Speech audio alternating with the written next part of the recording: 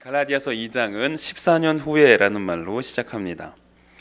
학자들은 14년을 이제 어떻게 이해하는가 하면요, 이전에 예루살렘을 방문하여 15일간 베드로를 만났다라고 말하는 갈라디아서 1장 18절 이후의 이 상황을 기점으로 이해하거나, 혹은 그보다 훨씬 이전인 바울이 다메섹 도상에서 예수 그리스도를 만나 전격적으로 회심의 역사를 경험한 때, 이 둘 중에 하나로 이해하는데요. 이제 어떤 이해를 갖더라도 갈라디아서 본문의 전체적인 그 핵심적인 내용에 영향을 미치는 것은 아니기 때문에 학자들은 그 시기를 중요하게 여길지 몰라도 이제 우리들에게는 그렇게 중요한 내용은 아닌데요.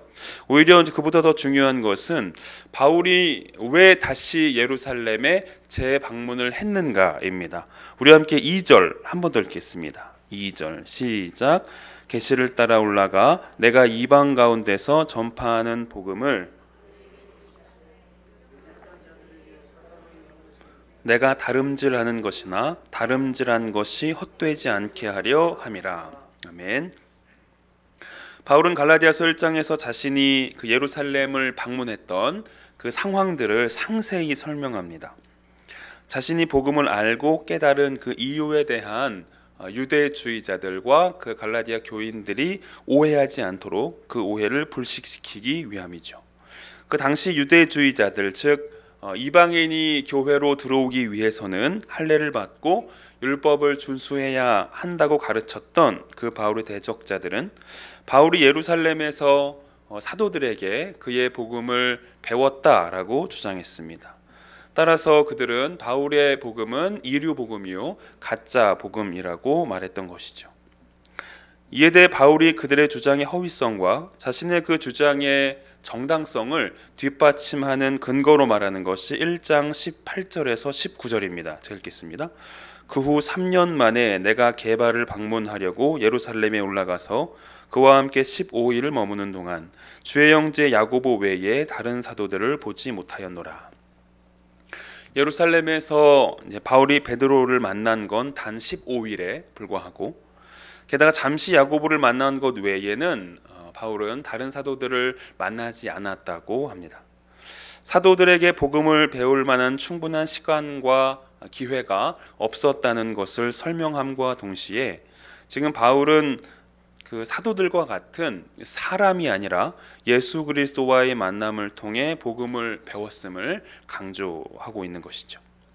이런 사건으로 미루어 보아 바울에게 예루살렘 방문은 대적자들과 갈라디아 교인들에게 그 자신의 사도권과 자신이 전한 복음의 출처에 관한 의심의 그 빌미를 제공할 수 있는 그리 좋은 선택은 아닐 수 있습니다. 왜냐하면 지금 유대주의자들은 바울이 예루살렘에 거주하는 사도들에게 복음을 배웠다라고 갈라디아 교인들에게 말하고 있거든요.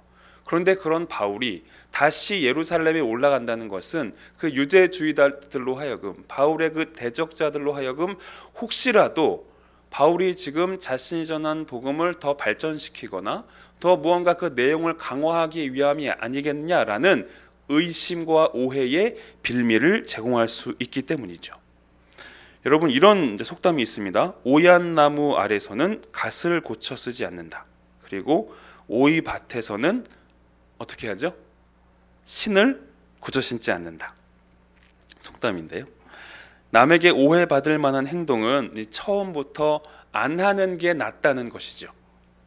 그런데 왜 바울은 안 좋은 경험이 있는 예루살렘으로, 괜한 오해와 의심을 살 수 있는 예루살렘으로 다시 가야만 했을까요? 2절에서 그 이유를 확인할 수 있습니다. 2절에서는 이렇게 말하는데요. 계시를 따라 올라갔다고 합니다. 계시를 따라 올라갔다. 쉬운 성경에서는 예루살렘으로 간 것은 하나님께서 그렇게 하라고 계시하셨기 때문입니다 라고 하고, 현대인의 성경에서는 나는 하나님의 계시를 받고 예루살렘에 올라갔다로 번역합니다. 하나님께서 지금 계시라는 방법으로 그 바울의 삶을 인도하셨기 때문에 바울이 예루살렘으로 다시 올라가게 됐다는 것이죠. 따라서 바울의 삶을 한마디로 표현하자면 그는 계시 의존적인 삶을 살았던 것입니다. 이에 관해서는 조금 후에 다시 살펴보는 것으로 하고요. 그러면 바울이 받은 계시는 무엇일까? 그것을 알기 위해 학자들은 사도행전 11장에 주목합니다. 사도행전 11장 27절에서 30절인데요. 우리 함께 읽겠습니다. 시작. 그때의 선지자들이 예루살렘에서 안디옥에 이르니 그 중에 아가보라 하는 한 사람이 일어나 성령으로 말하되 천하에 큰 흉년이 들리라 하더니 글라우디오 때에 그렇게 되니라. 제자들이 각각 그 힘대로 유대에 사는 형제들에게 부조를 보내기로 작정하고 이를 실행하여 바나바와 사울의 손으로 장로들에게 보내니라. 아멘. 예루살렘 선지자 중에 이제 한 사람이었던 아가보가 유대 땅에 크게 흉년이 들 것을 예언하였고, 그에 따라 바울과 바나바가 이제 구제 헌금을 전달하기 위해 예루살렘으로 가게 됩니다. 하나님께서 아가보를 통하여 이제 하나님 그의 뜻을, 당신의 뜻을 보이셨고, 그 결과로 바울과 바나바가 예루살렘에 다시 가게 됐다는 것이죠. 그것을 오늘 본문 2절에서는 이제 계시를 따라갔다는 말로 설명하는 겁니다. 바울이 이 말을 통하여 드러내고 싶은, 자신이 지금 계시 때문에 다시 예루살렘에 방문했다라는 말을 통해 바울이 드러내고 싶은 자신의 속마음은, 예루살렘에 있던 사도들이 바울을 지금 불렀기 때문에 내가 다시 예루살렘으로 간 것이 아니라 하나님께서 계시라는 방법으로 나를 부르셨기 때문에 내가 지금 다시 예루살렘에 가게 됐다는 설명을 하고자 하는 것입니다. 바울은 지금 자신이 예루살렘에 있는 이유를 다른 것이 아니라 하나님의 뜻에 고정하는 것이죠. 다르게 해석하거나 인간적으로 이해할 수 있는 모든 여지를 지금 원천적으로 봉쇄하고 있는 것입니다. 그런데 문제는요, 그렇게 하나님의 뜻에 따라 예루살렘에 도착한 바울이 그의 복음을 예루살렘 지도자들에게 사사로이, 이제 개별적으로 설명했다는 사실입니다. 마치 바울이 자신이 전한 복음의 정당성, 자신의 복음이 옳다는 사실에 대한 확신이 부족했기 때문에 예루살렘 종교 지도자들에게 내 복음이 옳은지에 대한 여부를 확인하고 판단받기 위해서 그들에게 개별적으로 찾아가서 자신의 복음을 설명했다로 읽혀질 수 있다는 것이죠. 하지만 그렇지 않습니다. 이 제시한다는 헬라어 동사는요, 이 상대방이 충분히 숙고하도록 의견을 공유할 때 사용하는 단어입니다. 따라서 판단을 받기 위함이 아니라 지금 각자가 이 바울과 당시 그 예루살렘의 종교 지도자들, 그 유력자들, 그 각자가 깨닫고 있는 그 복음의 내용을 확인하기 위해서 지금 바울은 개별적으로 그들에게 자신의 복음을 설명한 것입니다. 아시다시피 바울은 다메섹 도상에서 예수 그리스도를 만났고 그리스도로 인해 복음을 깨달은 사도이며, 그는 갈라디아서 1장에서부터 자신의 그 사도권과 자신이 전하는 복음의 정당성을 강력하게 주장했습니다. 그런 바울이 예루살렘 유력자들에게 자신의 복음을 공유했다면, 그들에게 일일이 자신의 복음을 소개하고 설명했다면, 그것은 분명히 그럴 만한 필요성이 있었기 때문일 겁니다. 그 단서는 이제 2절 끝에 나오는데요, 현대인의 성경에서는 염려했다, NASB 영어 성경에서는 두려워하여로 번역된 않게 하려 함이랍니다. 않게 하려 함이라. 바울은 자신이 전한 복음과 이 9절에서 언급되는 야고보, 베드로, 요한, 즉 예루살렘 유력자들의 복음이 다를 때에 발생할 수 있는 부정적인 결과를 염려하고 두려워했던 것이죠. 다시 말해서 예루살렘 유력자들이 바울의 복음에 동의하지 않는다는 소식이 예루살렘과 유대를 넘어 바울이 복음을 전한 모든 지역과 그 교회에 전해졌을 때에 생길 수 있는 그 유대인과 이방인 사이의 어떤 분열, 그리고 한 교회 안에서 신앙생활을 하는 성도들 간에 일어날 수 있는 신앙적 갈등과 혼란. 왜냐하면 한 교회 안에 어떤 사람은 바울이 전한 복음을 믿고 있고 또 어떤 사람은 예루살렘 유대 예루살렘 종교 지도자들, 그 유력자들이 전한 복음을 믿고 있다면 이 양자 간에 전한 복음의 다름으로 인해 이들의 신앙적 색채가 달라지잖아요.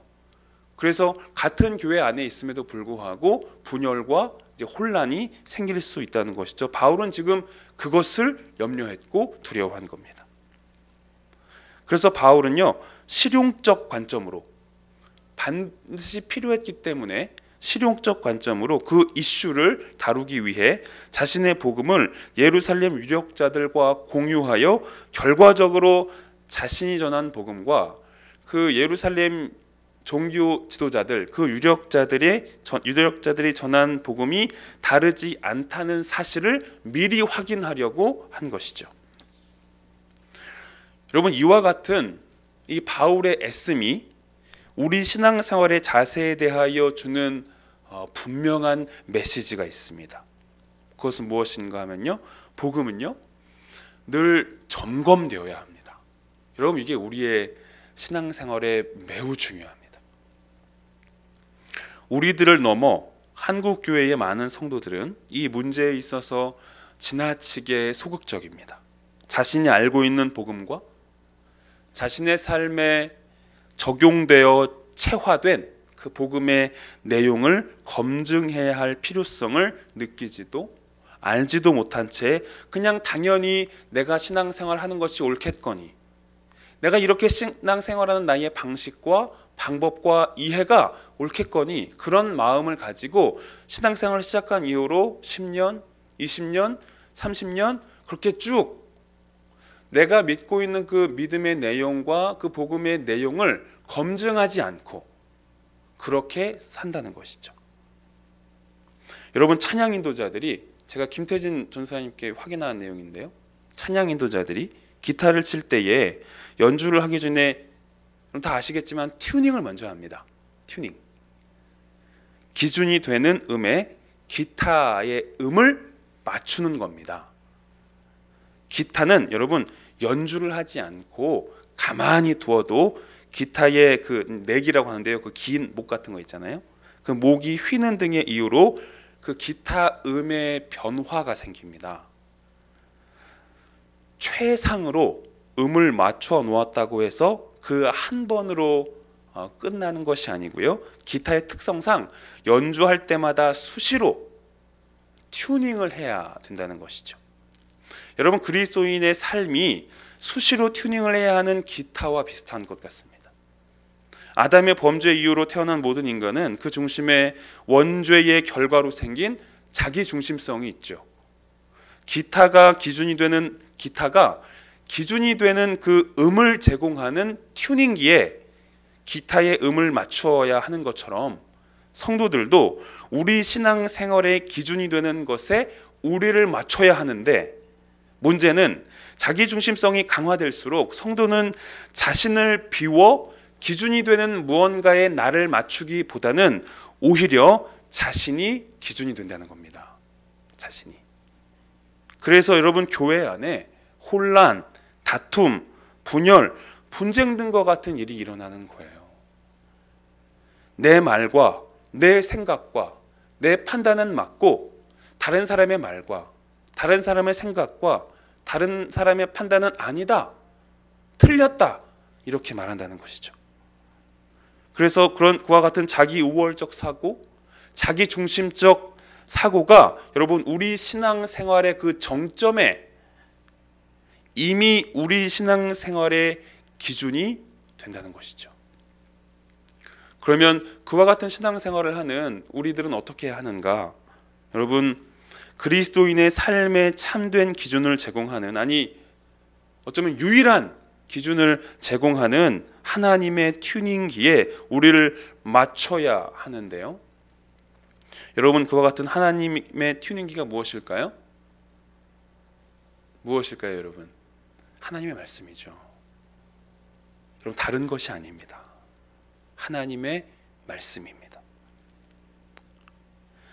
여러분, 하나님의 말씀이라는 그 튜닝기 앞에 우리의 경험, 우리의 판단, 우리의 생각, 우리의 이해, 신앙생활에 대한, 이렇게 하는 것이 바른 신앙생활이라는 나의 이해, 심지어 교회는, 예배는, 선교는, 사역은, 목회자는, 중직자는, 성도는 이래야 한다라는 우리의 모든 기준을, 모든 생각을 하나님의 튜닝기, 즉 그 하나님의 말씀으로 우리를 그것에 맞춰야 한다는 것이죠.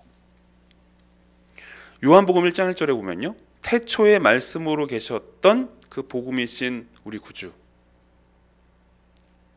그의 생생한 음성이 담겨 있는 성경, 바로 하나님의 말씀, 그 하나님의 튜닝기에 우리를 여러분 맞춰가는 것이, 그것도 한 번 맞췄기 때문에 나는 옳아, 나는 계속 맞아, 이렇게 생각하는 것이 아니라, 기타를 치는 연주자가 한 번 연주가 끝나고 다시 연주할 때의 기타음을 다시 튜닝하는 것처럼, 여러분 우리가 우리의 삶의 자리에서 늘 수시로, 계속적으로, 반복적으로 그 하나님의 튜닝기인 하나님의 말씀에 우리를 비워 맞추려고 하는 그 애씀, 그 노력, 여러분 그것이 성도의 삶입니다.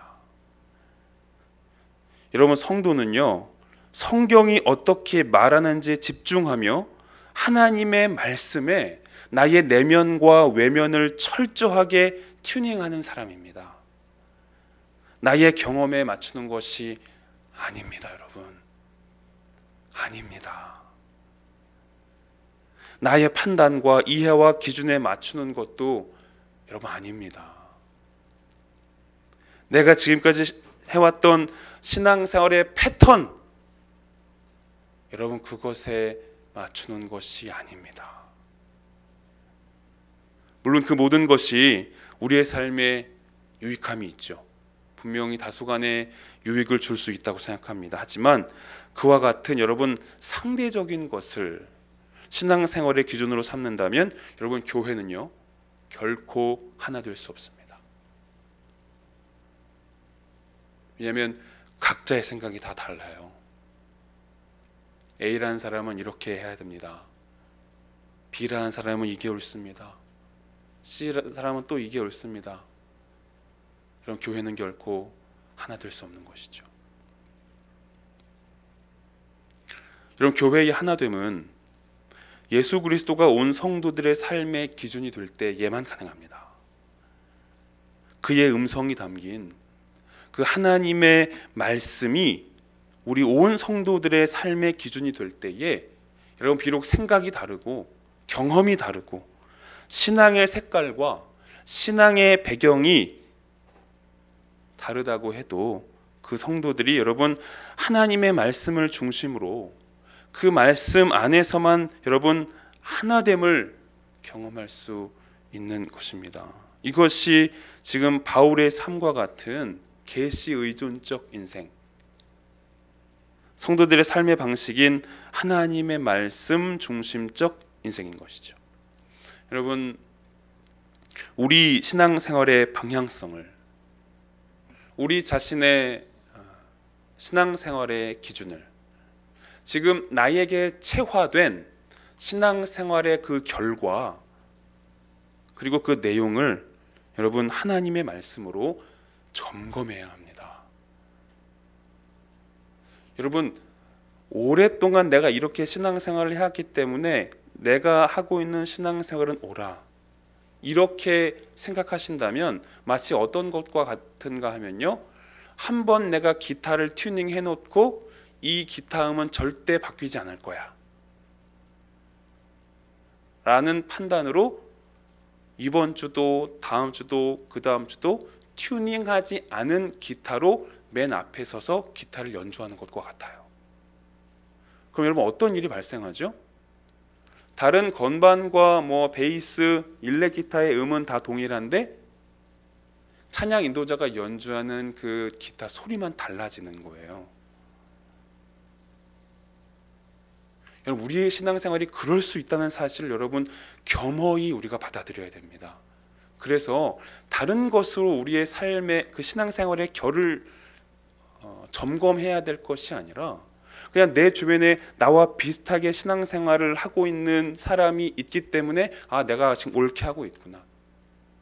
어쩌면 우리 셀 안에, 우리 마을 안에, 우리 교회 안에 누구는 그래도 나와 비슷한 신앙의 색깔과 어떤 배경을 가지고 그 신앙생활을 하고 있기 때문에 이것이 정상적인가 보다 라고 여러분 생각하시기보다는 오히려 누가 어떻게 신앙생활을 하느냐는 후차적인 문제이고, 지금 내가 나의 신앙생활의 방식이, 나의 신앙생활에 대한 이해가 하나님의 말씀에 부합하는가, 그것으로 우리의 신앙생활의 결을 확인해야 합니다. 그와 같이 하나님의 계시, 즉 하나님의 말씀 중심적인 사고를 했던 여러분 그 헬라인 바울, 그리고 바울과 동일한 그 신앙을 가진 그 복음으로 동일한 복음을 믿고 있는 예루살렘 유력자들인 여러분 유대인 야고보, 베드로, 요한. 다르죠, 여러분. 이들이 다르죠. 그런데 여러분 그들 사이에 어떤 일이 일어납니까? 복음으로 하나 됐더니, 같은 복음을 믿었더니 어떤 일이 발생하는가 하면요, 여러분 이질적인 그 그룹이 하나가 돼요. 하나됨을 경험합니다. 그 하나됨의 서막이 바로 3절에서 언급하는 헬라인 디도인데요, 구약에 따르면 모든 유대인은 여러분 할례를 받아야 합니다. 할례는 하나님의 백성임을 확인하는 것이요, 할례를 받지 않으면 하나님의 언약 백성으로 속할 수 없었기 때문이죠. 게다가 당시 이방인이 여러분 예루살렘 성전에 출입하기 위해서는 반드시 할례를 받아야 했습니다. 하지만 예루살렘의 유력자들은 여러분 헬라인 디도에게, 이방인 디도에게 여러분 할례를 요구하지 않아요. 3절입니다. 그러나 나와 함께 있는 헬라인 디도까지도 억지로 할례를 받게 하지 아니하였다 라고 말씀하죠. 그 예루살렘 유력자들이 헬라인 디도에게 할례를 요구하지 않았다는 겁니다. 그 모습 그대로 헬라인이라는 특징을 가진, 할례를 받지 않았다는 특징을 가진 그 디도를 있는 모습 그대로 그의 존재를 받아들였다는 거예요. 여러분 진리의 하나됨이, 그 복음으로의 하나됨이 전통과 관습과 심지어 수천 년간 유대인들의 삶을 지탱해온 여러분 그 율법 앞에서도 진리로 인한 그 자유함을 맛보게 하는 것이죠. 더 나아가 6절에 보면 야고보와 베드로와 요한은 여러분 바울의 복음을 듣고 그에게 어떤 의무나 변화를 요구하지 않았고, 9절에서는 친교의 악수, 즉 사도로서의 그 바울과 사도 바울이 전한 그의 복음의 정당성을 인정함과 동시에 그 악수라는 의미는요, 우정과 협력과 합의를 다짐했다는 겁니다. 같은 복음을 가진 자들만이 누릴 수 있는 연합이요 아름다운 하나됨인 것이죠. 그렇다면 이런 질문을 던져보고 싶습니다.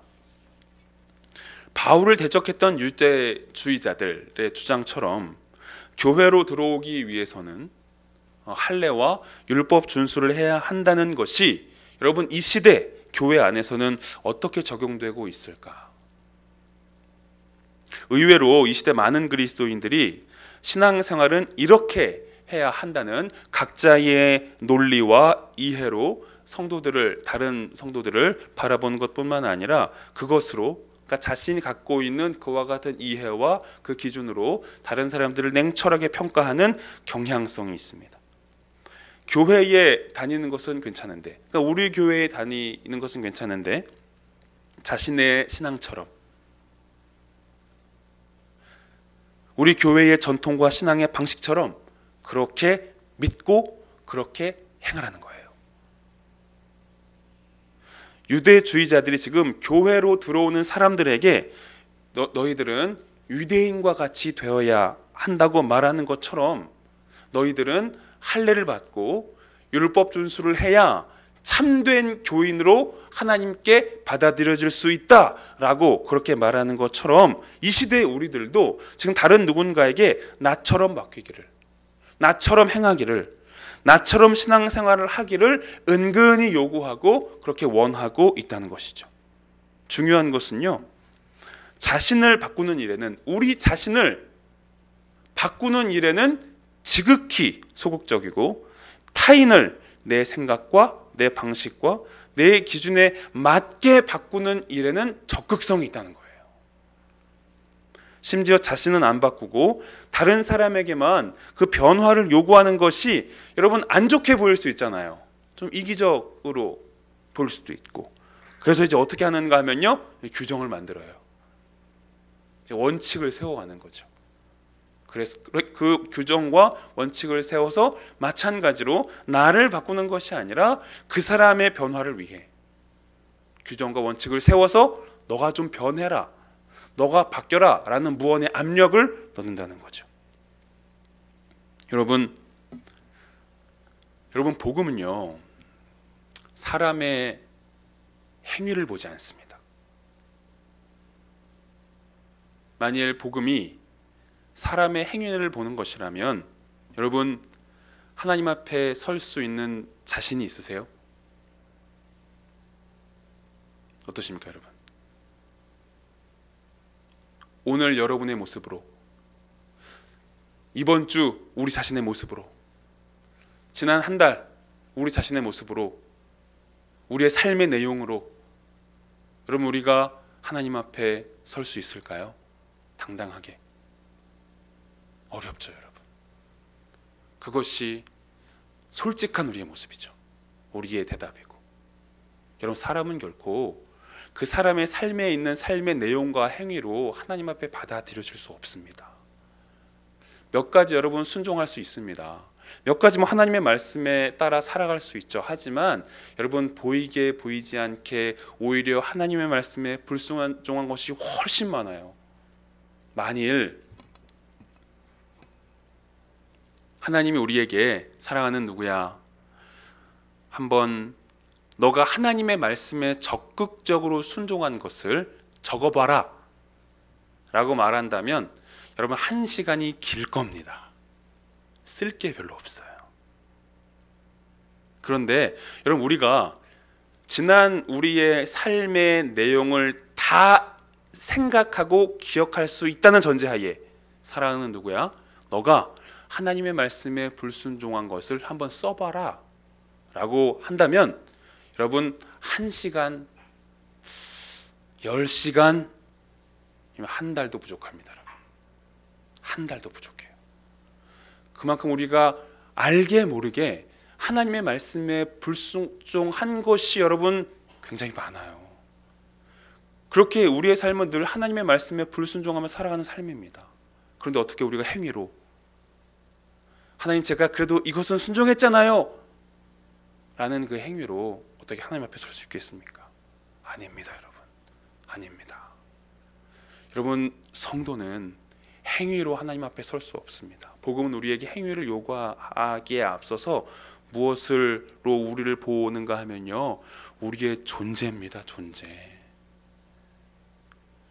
여러분 하나님은 우리의 존재를 보고 그냥 수용하는 거예요. 너가 어떻게 살았니? 잘 살았니? 못 살았니가 아니라 바로 내 아들아, 내 사랑하는 딸아, 이렇게 가는 거예요. 저희 집 아들, 딸이 저 쌍둥이를 두고 있거든요. 물론 아이들이 좀 크면 다를 수 있을 것 같습니다. 그런데 저의 경험 안에서 지금 6살이니까요. 6살인데 아직까지는요, 아이들이 뭘 해도 예뻐요. 귀엽고. 여러분 그와 같은 겁니다. 하나님과의 우리의 관계는. 근데 아이들이 뭐 중학생이 되고 이제 뭐 고등학생이 되고 대학생이 되고 더 커지면 미울 수 있잖아요. 여러분 그것이 아니라 아이가 어렸을 때에 그들을 바라보는 그 부모의 눈, 울어도 예뻐 보이는, 울어도 귀여워 보이는, 막 때를 써도 너무 앙증맞아 보이고 막 그 마음, 그것이 우리를 바라보는 하나님의 마음이요, 그것이 여러분 복음이 우리에게 주는 존재의 유익입니다. 여러분 하나님이 우리를 그렇게 보신다는 거예요. 우리의 행위가 아니라 우리의 존재 자체를 받으신다는 것이죠.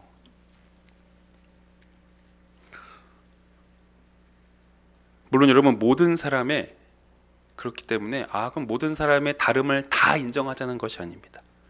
하지만요, 여러분 다름을 우리 교회 안에도 얼마나 다름이 많겠어요. 그 다름을 다 인정하자는 것이 아니고요. 그 다름을 여러분 인정할 수 있는 여러분 최소한의 애씀과 노력이 우리에게 있어야 한다는 거예요. 최소한의 애씀과 노력. 그리고 여러분 그 기준은 자기중심성에 근거한 나가 아니라 모든 성도들에게 객관적으로 적용되어야 할 하나님의 말씀임을, 모든 성도들을 보는 그 기준은 우리 모두에게 객관적으로 적용되어져야 할 주관적인 경험 안에서의 이것이 옳습니다라는 자기 주장이 아니라 모든 사람에게 객관적으로 적용되어야 할 하나님의 말씀, 여러분 그 안에서 성도들을 바라봐야 한다는 것이죠. 그리고 성도들의 행위와 행동으로 그를 이해하는 것이 아니라, 그를 수용하는 것이 아니라 여러분 그의 존재를, 하나님이 우리를 우리의 존재로 받으시는 것처럼 우리도 그렇게 다른 사람을 향하여 그 사람을 볼 때에 그의 존재를 수용하기 위해 애써야 한다는 것이죠. 여러분 그것이 지금 사도 바울이 입증하고자 하는 복음의 진리 위에 세워진 성도의 삶입니다. 헬라인 디도에게 할례를 요구하지 아니하고 예수 그리스도를 믿고 있다는 그 사실 하나만으로도 그의 모든 특징과 행위가 아니라 그의 존재를 받으시는, 여러분 그와 같은 것이 우리 성도의 삶이라는 것이죠. 문화체육관광부가요 2018년 12월에 작성한 한국의 종교 현황이라는 보고서 내용에 따르면요, 한국에서 종교 생활을 하는 인원은 2,100만여 명이라고 합니다. 대단하죠?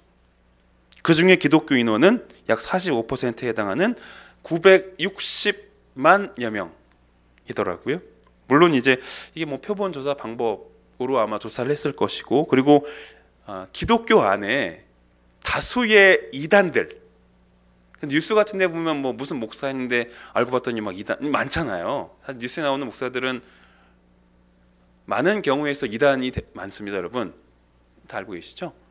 이단들도 그 기독교 그 수치 안에 포함되어 있기 때문에 제가 숫자와 비중에 큰 의미를 두지는 않지만, 이 특징적인 것은요, 대부분의 그 타종교가 10년 전에 비해 그 인원이 비율이 감소한 것과는 달리 기독교는 증가했다는 사실이에요. 10년 전에 비해. 전체 인구의 여러분 20%이자 종교인의 절반이 기독교인입니다. 그런데 문득 이런 의문이 들었어요. 왜 한국 교회는 선한 영향력은커녕 비난과 조롱의 대상이 되었을까? 물론 많은 이유들이 있을 겁니다.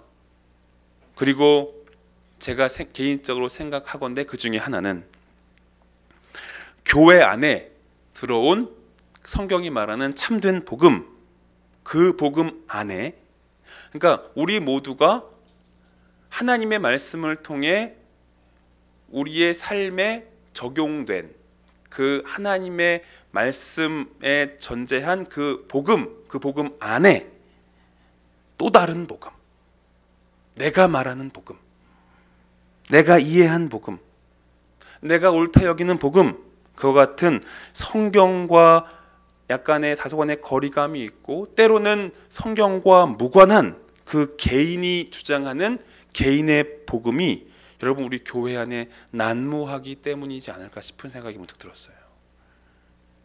여러분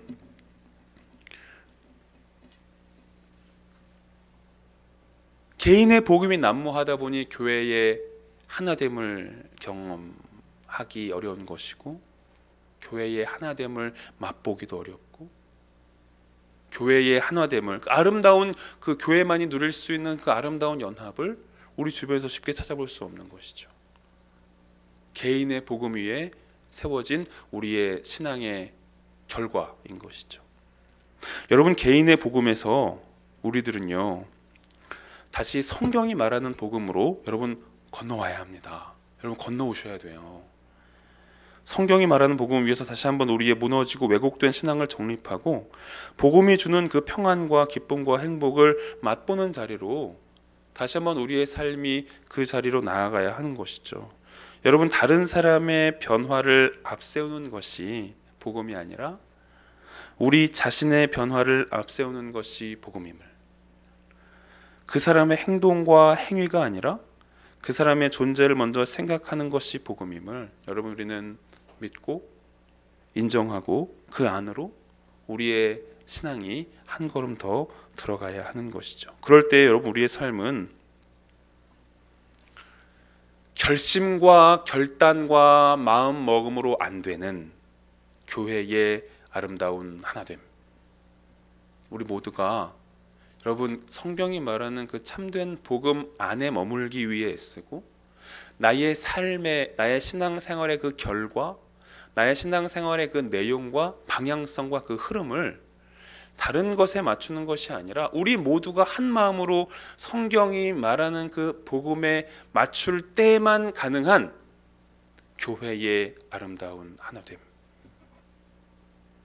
이상하게 미웠던 사람이 이해가 되고, 이상하게 멀리했던 사람이 내 옆에 있음에도 불구하고 불편하지 않고, 이상하게 내가 친하고 가까운 사람들과만 교제했는데 언젠가부터 모든 사람과 함께 더불어 교제하게 되는, 그 어디에서도 맛볼 수 없는, 교회 안에서만 맛볼 수 있는 그 아름다운 성도의, 교회의 하나됨, 그것을 여러분 맛볼 수 있는 길은 하나입니다. 누군가가 잘해야 될 문제가 아니에요. 그 문제 이전에 우리 모두가, 우리 개인이 나의 신앙생활을 복음 안에 둘 때에, 나의 신앙생활을 매일 하나님의 말씀으로 점검하고, 내가 지금 옳게 신앙생활을 하고 있는지 그렇게 매일 우리의 삶의 자리에서 여러분 검사할 때에, 그때에만 가능한 것이죠. 바라기는 여러분, 우리가 그렇게 복음에 우리의 신앙생활에, 우리의 삶의 결을 맞출 때에만 누릴 수 있는 그 복음이 주는 자유함과 그 하나됨을 우리 모두가 함께 맛보고 경험하게 되기를 바랍니다.